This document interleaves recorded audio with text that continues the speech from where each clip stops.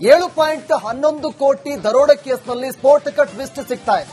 Constable Annappa ಸೇರಿ 5 ಮಂದಿ ಇದೀಗ ಅರೆಸ್ಟ್ ಆಗಿದ್ದಾರೆ. 7.11 ಕೋಟಿ ದರೋಡೆ ಕೇಸ್ಗೆ ಇದೀಗ ಸ್ಫೋಟಕ ಟ್ವಿಸ್ಟ್ ಸಿಗ್ತಾ ಇರೋದು. ಕಾನ್ಸ್ಟೇಬಲ್ ಸೇರಿ 5 ಮಂದಿ ಇದೀಗ ಅರೆಸ್ಟ್ ಆಗಿದ್ದಾರೆ. ತಮಿಳುನಾಡಿನಲ್ಲಿ 5.3 ಕೋಟಿ ಜಪ್ತಿ ಮಾಡಿದ್ದಾರೆ. 48 ಗಂಟೆಯಲ್ಲಿ ಕೆಡ್ಡಾಗೆ ಬೀಳಿಸಿ ಪೊಲೀಸರು ಹಣವನ್ನು ಜಪ್ತಿ ಮಾಡಿದ್ದಾರೆ. ತಮಿಳುನಾಡಲ್ಲಿ 5.3 ಕೋಟಿ ಇದೀಗ ಪೊಲೀಸರು ಜಪ್ತಿ ಮಾಡಿದ್ದಾರೆ. ನೋಡಿ, 7.11 ಕೋಟಿ ದರೋಡೆ ಕೇಸ್ಗೆ ಸಂಬಂಧಪಟ್ಟಂತೆ 5 ಜನ ಆರೋಪಿಗಳನ್ನ ಪೊಲೀಸರು ಇದೀಗ ಅರೆಸ್ಟ್ ಮಾಡಿದ್ದಾರೆ. ಅದರಲ್ಲಿ ಕಾನ್ಸ್ಟೇಬಲ್ ಕೂಡ ಇದ್ದಾರೆ. ಪೊಲೀಸ್ ಕಾನ್ಸ್ಟೇಬಲ್ ಆತನನ್ನ ಕೂಡ ಅರೆಸ್ಟ್ ಮಾಡಿ ತನಿಖೆಗೆ ಒಳಪಡಿಸಿದ್ದಾರೆ. ತಮಿಳುನಾಡಿನ ಚೆನ್ನೈನಲ್ಲಿ ಇದೀಗ ಒಬ್ಬ ಆರೋಪಿಯನ್ನ ಅರೆಸ್ಟ್ ಮಾಡಿದ್ರು. ಈಗ ಒಟ್ಟು ಕಾನ್ಸ್ಟೇಬಲ್ ಅಣ್ಣಪ್ಪ ಸೇರಿ 5 ಮಂದಿಯನ್ನ ಅರೆಸ್ಟ್ ಮಾಡಲಾಗಿದೆ. ಸಿಎಂಎಸ್ನ ಮಾಜಿ ಉದ್ಯೋಗಿ ಆರೋಪಿ ಝೇವಿಯರ್ ಕೂಡ ಅರೆಸ್ಟ್ ಆಗಿದ್ದಾನೆ. ಈಗ ಪೊಲೀಸರು 5.3 ಕೋಟಿ ಹಣವನ್ನ ಜಪ್ತಿ ಮಾಡಿದ್ದಾರೆ. ಒಟ್ಟು ದರೋಡೆ ನಡೆದಿದ್ದು 7.11 ಕೋಟಿ. ಈಗ ಪ್ರಕರಣವನ್ನ 48 ಗಂಟೆಯಲ್ಲಿ ಪೊಲೀಸರು ಭೇದಿಸಿರುವುದು. ಹಲವು ಆಯಾಮಗಳಲ್ಲಿ ಪೊಲೀಸರು ತನಿಖೆಯನ್ನ ಕೈಗೊಂಡಿದ್ರು. ವಿಶೇಷ ತನಿಖಾ ತಂಡವನ್ನ ಕೂಡ ರಚನೆ ಮಾಡಿದ್ರು. ನಿನ್ನೆ ತಿರುಪತಿಯಲ್ಲಿ 2 ಆರೋಪಿಗಳನ್ನ ಅರೆಸ್ಟ್ ಮಾಡಿದ್ರು. ಈ ಪ್ರಕರಣ ನಡೆದು 48 ಗಂಟೆಗಳಲ್ಲಿ ಇದೀಗ ಆರೋಪಿಗಳ ಎಡೆಮುರಿ ಕಟ್ಟಿದ್ದಾರೆ ಪೊಲೀಸರು. ತಮಿಳುನಾಡಿನ ಚೆನ್ನೈನಲ್ಲಿ ಈಗ ಆರೋಪಿಯನ್ನ ಅರೆಸ್ಟ್ ಮಾಡಿ 5.3 ಕೋಟಿ ಹಣವನ್ನ ಜಪ್ತಿ ಮಾಡಿದ್ದಾರೆ. ಮೊನ್ನೆ ಬೆಂಗಳೂರಲ್ಲಿ ಮಠ ಮಧ್ಯಾಹ್ನ 1 ಗಂಟೆ ಸಂದರ್ಭದಲ್ಲಿ ಈ ಗ್ಯಾಂಗ್ ಹಣವನ್ನ ಲೂಟಿ ಮಾಡಲಾಗಿತ್ತು. ಸಿಎಂಎಸ್ ವಾಹನವನ್ನು ತಡೆದು 7.11 ಕೋಟಿಯನ್ನ ಲೂಟಿ ಮಾಡಲಾಗಿತ್ತು. ಸಿಎಂಎಸ್ ಮಾಜಿ ಆರೋಪಿ ಝೇವಿಯರ್ ಕಾನ್ಸ್ಟೇಬಲ್ ಅಣ್ಣಪ್ಪ ಸ್ನೇಹಿತರು. ವರ್ಷದ ಹಿಂದೆ ಸಿಎಂಎಸ್ನಲ್ಲಿ ಕೆಲಸವನ್ನ ಬಿಟ್ಟಿದ್ದ ಝೇವಿಯರ್ ಪ್ರೈಮ್ ಬಿಟ್ನಿಂದ ಹೊಯ್ಸಳಕ್ಕೆ ಅಣ್ಣಪ್ಪ ವರ್ಗಾವಣೆಯಾಗಿದ್ದ. ಕೆಲಸವಿಲ್ಲದೆ ಮೀಟಿಂಗ್ ಮಾಡ್ತಾ ಇದ್ದ ಝೇವಿಯರ್ ಅಣ್ಣಪ್ಪ ಇಬ್ರು ಕೂಡ ಸ್ನೇಹಿತರು. ಸಿಎಂಎಸ್ನ ಹಣ ರವಾನೆ ವಿಚಾರ ಹೇಳಿಕೊಂಡಿದ್ದ ಝೇವಿಯರ್ ಬಾಣಸವಾಡಿ ಹುಡುಗರನ್ನ ಕರೆಸಿ ಸ್ಕೆಚ್ ಹಾಕಿದಂತ ಆರೋಪಿಗಳು ಒಂದೊಂದೇ ಗೊತ್ತಾಗ್ತಾ ಇದೆ. ನೋಡಿ, ಕಾನ್ಸ್ಟೇಬಲ್ ಅಣ್ಣಪ್ಪ ಜೊತೆಗೆ ಝೇವಿಯರ್ಸ್ ಅಂತ ಆತ ಕೂಡ ಸಿಎಂಎಸ್ ನಲ್ಲಿ ವರ್ಕ್ ಮಾಡ್ತಾ ಇದ್ದ, ಕೆಲಸವನ್ನ ಮಾಡ್ತಾ ಇದ್ದ. ಅದಾದ ಬಳಿಕ ಕೆಲಸವನ್ನ ಬಿಟ್ಟಿದ್ದ ಆತ. ಕಾನ್ಸ್ಟೇಬಲ್ ಅಣ್ಣಪ್ಪನು ಕೂಡ ಈ ಆರೋಪಿಗಳಿಗೆ ಸಹಾಯವನ್ನ ಮಾಡಿದ್ದ. ಯಾವ ರೀತಿಯಾಗಿ ದರೋಡೆಯನ್ನ ಮಾಡಬೇಕು ಪಕ್ಕ ಪ್ಲಾನ್ ಮಾಡಿದ್ರು. ಎಲ್ಲಾ ಪ್ಲಾನ್ ಅನ್ನ ಈತ ಎಕ್ಸಿಕ್ಯೂಟ್ ಮಾಡಿದ್ದ. ಈಗ ಕಾನ್ಸ್ಟೇಬಲ್ ಅಣ್ಣಪ್ಪ ಆತನನ್ನ ಕೂಡ ಅರೆಸ್ಟ್ ಮಾಡಿದ್ದಾರೆ. ಒಟ್ಟು 5 ಜನ ಆರೋಪಿಗಳನ್ನ ಈಗ ಪೊಲೀಸರು ಅರೆಸ್ಟ್ ಮಾಡಿ ತನಿಖೆಗೆ ಒಳಪಡಿಸಿದ್ದಾರೆ. ಈ ಸಿಎಂಎಸ್ ನಲ್ಲಿ ಈ ಕೆಲಸವನ್ನ ಮಾಡ್ತಾ ಇದ್ದ ಝೇವಿಯರ್ ಅದಾದ ಬಳಿಕ ಕೆಲಸವನ್ನ ಬಿಟ್ಟಿದ್ದ. ಈ ಪೊಲೀಸ್ ಕಾನ್ಸ್ಟೇಬಲ್ ಇದ್ದಾನಲ್ಲ, ಈತನು ಕೂಡ ಇವರಿಗೆ ಸಹಾಯವನ್ನ ಮಾಡ್ತಾ ಇದ್ದ. ಈ ಝೇವಿಯರ್ ಮತ್ತು ಅಣ್ಣಪ್ಪ ಇಬ್ಬರು ಸ್ನೇಹಿತರು. ಇಬ್ಬರು ಪಕ್ಕಾ ಪ್ಲಾನ್ ಮಾಡಿಕೊಂಡು ಈ ಅಣ್ಣಪ್ಪ ಕ್ರೈಮ್ ಡಿಪಾರ್ಟ್ಮೆಂಟ್ ಅಲ್ಲಿದ್ದ, ಅಲ್ಲಿ ಕಾನ್ಸ್ಟೇಬಲ್ ಆಗಿ ವರ್ಕ್ ಮಾಡ್ತಾ ಇದ್ದ. ಈತ ಯಾವ ರೀತಿಯಾಗಿ ಲೂಟಿಯನ್ನ ಮಾಡಬೇಕು ಎಲ್ಲ ಪಕ್ಕಾ ಪ್ಲಾನ್ ಮಾಡಿದ್ದ. ಎಲ್ಲಾ ಪ್ಲಾನ್ ಅನ್ನ ಎಕ್ಸಿಕ್ಯೂಟ್ ಮಾಡಿದ್ದೆ ಈ ಅಣ್ಣಪ್ಪ. ಈಗ ತನಿಖೆ ವೇಳೆ ಒಂದೊಂದೇ ಗೊತ್ತಾಗ್ತಾ ಇದೆ. ಈ ಕಾನ್ಸ್ಟೇಬಲ್ ಅಣ್ಣಪ್ಪನನ್ನ ಪೊಲೀಸರು ವಶಕ್ಕೆ ಪಡೆದಿದ್ದಾರೆ. ಆತನನ್ನು ಕೂಡ ವಿಚಾರಣೆಯನ್ನ ಮಾಡ್ತಾ ಇದ್ದಾರೆ. ಒಂದೊಂದೇ ಅಂಶಗಳು ಇದೀಗ ಬೆಳಕಿಗೆ ಬರ್ತಾ ಇದೆ. ಯಾವ ರೀತಿಯಾಗಿ ಪ್ಲಾನ್ ಮಾಡಿದ್ರು ಎಲ್ಲವನ್ನ ಕೂಡ ಇದೀಗ ಪೊಲೀಸರು ಪತ್ತೆ ಹಚ್ಚಿದ್ದಾರೆ. ಇಂಚಿಂಚು ಮಾಹಿತಿಯನ್ನ ಇದೀಗ ಕಲೆ ಹಾಕ್ತಾ ಇದ್ದಾರೆ. ಈ ಪ್ರಕರಣಕ್ಕೆ ಒಂದೊಂದೇ ಸ್ಫೋಟಕ ತಿರುವು ಸಿಗ್ತಾ ಇರೋದು. ಈಗ ನಿನ್ನೆ 2 ಆರೋಪಿಗಳನ್ನ ತಿರುಪತಿಯಲ್ಲಿ ಅರೆಸ್ಟ್ ಮಾಡಲಾಗಿತ್ತು. ಇವತ್ತು ತಮಿಳುನಾಡಿನ ಚೆನ್ನೈನಲ್ಲಿ ಮತ್ತೊಬ್ಬ ಆರೋಪಿಯನ್ನ ಅರೆಸ್ಟ್ ಮಾಡಿದ್ದಾರೆ. ಅಲ್ಲಿ 5.3 ಕೋಟಿ ಹಣವನ್ನ ಈಗ ಪೊಲೀಸರು ಪತ್ತೆ ಹಚ್ಚಿದ್ದಾರೆ. ಈ ಕೇಸ್ಗೆ ಇದೀಗ ರೋಚಕ ಅಂತ್ಯ ಸಿಗ್ತಾ ಇದೆ. ಈ ಪ್ರಕರಣ ನಡೆದು 48 ಗಂಟೆಯಲ್ಲಿ ಇದೀಗ ರಾಬರ್ಸ್ನ ಹೆಡೆಮುರಿ ಕಟ್ಟಿದ್ದಾರೆ ಪೊಲೀಸರು. ಆರಂಭದಲ್ಲಿ ಗೃಹ ಸಚಿವರು ಕೂಡ ಹೇಳಿಕೆಯನ್ನ ಕೊಟ್ಟಿದ್ರು. ಆದಷ್ಟು ಬೇಗ ಯಾರು ಈ ಕೃತ್ಯವನ್ನು ಎಸಗಿದ್ದಾರೆ ಈ ಗ್ಯಾಂಗ್ ಅನ್ನು ಅರೆಸ್ಟ್ ಮಾಡ್ತೀವಿ ಅಂತ ಹೇಳಿದ್ರು. ಈ ಘಟನೆ ನಡೆದು ಈ ಪ್ರಕರಣ ನಡೆದು 48 ಗಂಟೆಯಲ್ಲಿ ಇದೀಗ ಆರೋಪಿಗಳ ಹೆಡೆಮುರಿ ಕಟ್ಟಿದ್ದಾರೆ. ಸಿಎಂಎಸ್ ವಾಹನವನ್ನ ಮೊನ್ನೆ ಬೆಂಗಳೂರಲ್ಲಿ ಮಠ ಮಧ್ಯಾಹ್ನ ಪಕ್ಕ ಪ್ಲಾನ್ ಮಾಡಿಕೊಂಡು ವಾಹನವನ್ನ ಹೈಜಾಕ್ ಮಾಡಿ ಅದಾದ ಬಳಿಕ ಆ ಹಣವನ್ನ ಲೂಟಿ ಮಾಡಿಕೊಂಡು ಎಸ್ಕೇಪ್ ಆಗಿದ್ರು.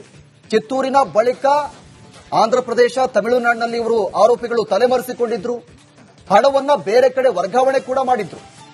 ಎಲ್ಲಾ ಸಿಸಿಟಿವಿ ದೃಶ್ಯಗಳನ್ನು ಆಧರಿಸಿ ಈ ಪೊಲೀಸರು ಮಿಂಚಿನ ಕಾರ್ಯಾಚರಣೆಯನ್ನು ನಡೆಸಿ ಹಲವು ಸಿಸಿಟಿವಿಗಳನ್ನು ಪರಿಶೀಲನೆ ಮಾಡಿ ಆರೋಪಿಗಳ ಇಂಚಿಂಚು ಮಾಹಿತಿಯನ್ನು ಕಲೆ ಹಾಕಿದ್ರು. ಈಗ ಈ ಕಾನ್ಸ್ಟೇಬಲ್ ಅಣ್ಣಪ್ಪ ಸೇರಿ ಒಟ್ಟು 5 ಜನರನ್ನ ಈಗ ಅರೆಸ್ಟ್ ಮಾಡಿದ್ದಾರೆ. ಇನ್ನು ಯಾರೆಲ್ಲ ಇದ್ದಾರೆ ಅನ್ನೋದು ಇನ್ನು ತನಿಖೆ ನಡೀತಾ ಇದೆ. ಈ ಆರೋಪಿಗಳ ಹಿನ್ನೆಲೆ ಏನು, ಎಲ್ಲಿ ಇವರು ವಾಸವಾಗಿದ್ರು, ಏನ್ ಕತೆ ಎಲ್ಲವನ್ನೂ ಕೂಡ ಈಗ ವಿಚಾರಣೆ ವೇಳೆ ಗೊತ್ತಾಗುತ್ತೆ. ಯಾವ ಕಾರಣಕ್ಕಾಗಿ ದರೋಡೆಯನ್ನ ಮಾಡಲಾಗಿತ್ತು, ಮತ್ತೆ ಯಾವ ರೀತಿಯಾಗಿ ಪ್ಲಾನ್ ಮಾಡಿದ್ರು ದರೋಡೆ ಮಾಡೋದಕ್ಕೆ, ಪಕ್ಕಾ ಪ್ಲಾನ್ ಮಾಡಿ ಈ ಕಾನ್ಸ್ಟೇಬಲ್ ಅಣ್ಣಪ್ಪ ನಾಯಕ್ ಕೂಡ ಅವರಿಗೆ ಸಹಾಯ ಮಾಡಿದ್ದ. ಯಾವ ರೀತಿಯಾಗಿ ಈ ಪೊಲೀಸರು ಯಾವ ರೀತಿಯಾಗಿ ದರೋಡೆ ಆದಂತಹ ಸಂದರ್ಭದಲ್ಲಿ ಯಾವ ರೀತಿಯಾಗಿ ತನಿಖೆ ಮಾಡ್ತಾರೆ, ಆ ಎಲ್ಲಾ ಅಂಶಗಳನ್ನ ಇವರಿಗೆ ಹೇಳ್ಕೊಟ್ಟಿದ್ದ. ಈ ಆರೋಪಿಗಳಿಗೆ ಯಾವ ರೀತಿಯಾಗಿ ನೀವು ದರೋಡೆಯನ್ನ ಮಾಡಬೇಕು, ಎಲ್ಲ ಪಕ್ಕಾ ಪ್ಲಾನ್ ಅನ್ನ ಹಾಕೊಟ್ಟಿದ್ದು ಇದೇ ಕಾನ್ಸ್ಟೇಬಲ್ ಅಣ್ಣಪ್ಪ ಅನ್ನೋದು ಗೊತ್ತಾಗ್ತಾ ಇದೆ. ಈಗ 5.3 ಕೋಟಿ ಹಣವನ್ನ ಈಗ ಪೊಲೀಸರು ಜಪ್ತಿ ಮಾಡಿದ್ದಾರೆ. ಜೊತೆಗೆ 5 ಜನ ಆರೋಪಿಗಳನ್ನ ಈಗ ಹೆಡೆಮುರಿ ಕಟ್ಟಿರೋದು ತನಿಖೆ ನಡೀತಾ ಇದೆ. ಈಗ ಆರೋಪಿಗಳಿಂದ ಎಲ್ಲ ಅಂಶಗಳು ಇದೀಗ ಬೆಳಕಿಗೆ ಬರ್ತಾ ಇದೆ. ಬಹಳ ದೊಡ್ಡ ಮಟ್ಟದಲ್ಲಿ ಬೆಂಗಳೂರಿನ ಇತಿಹಾಸದಲ್ಲಿ ಬಹಳ ದೊಡ್ಡ ದರೋಡೆ ಇದು. 7 ಕೋಟಿ 11 ಲಕ್ಷವನ್ನ ಇವರು ದರೋಡೆ ಮಾಡಿ ಎಸ್ಕೇಪ್ ಆಗಿದ್ರು. ಈಗ 5.3 ಕೋಟಿ ಹಣವನ್ನ ವಶಕ್ಕೆ ಪಡೆಯಲಾಗಿದೆ. ಬಹಳ ದೊಡ್ಡ ಮಟ್ಟದಲ್ಲಿ ಸಂಚಲನವನ್ನ ಕೂಡ ಮೂಡಿಸಿತ್ತು.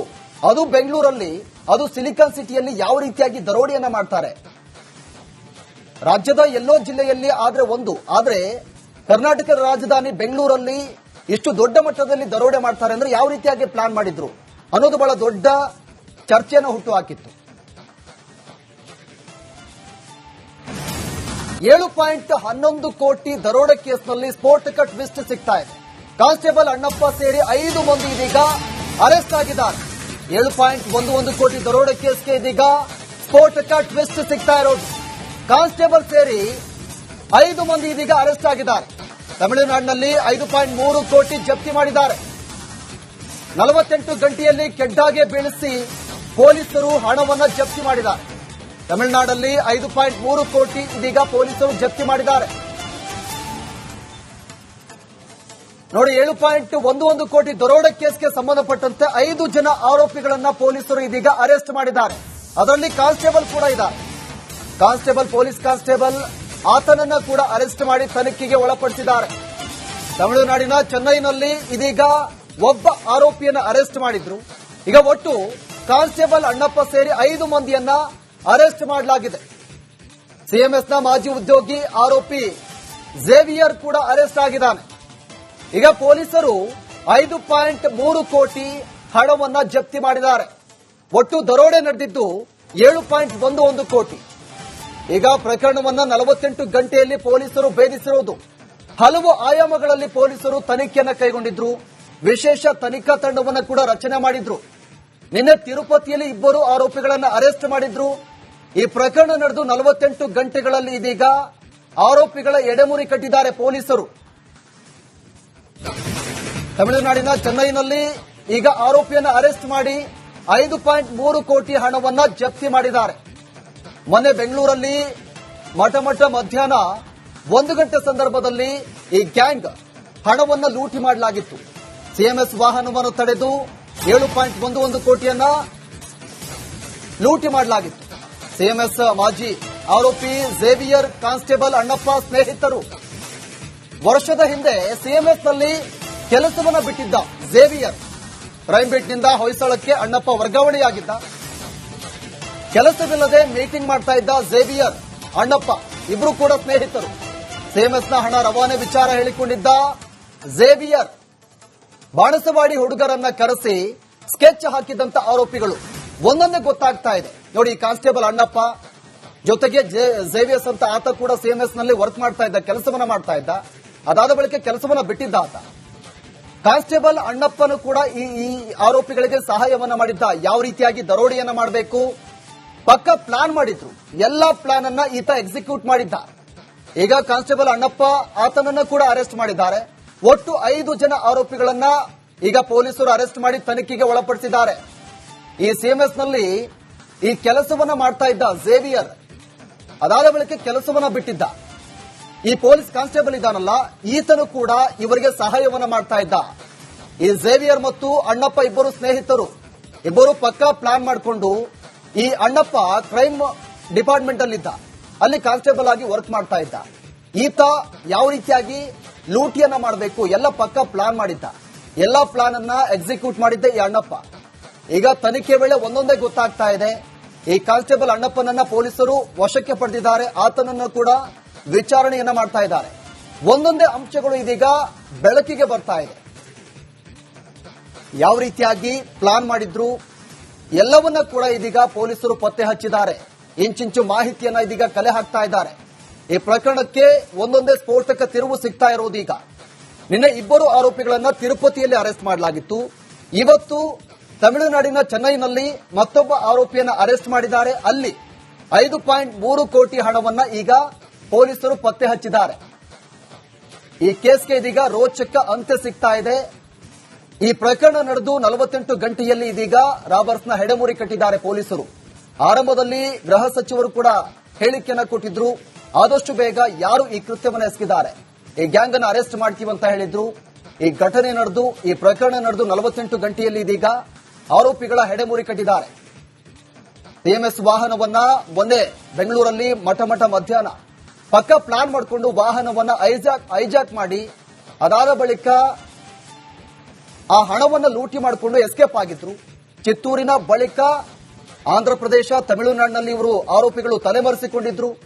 ಹಣವನ್ನ ಬೇರೆ ಕಡೆ ವರ್ಗಾವಣೆ ಕೂಡ ಮಾಡಿದ್ರು.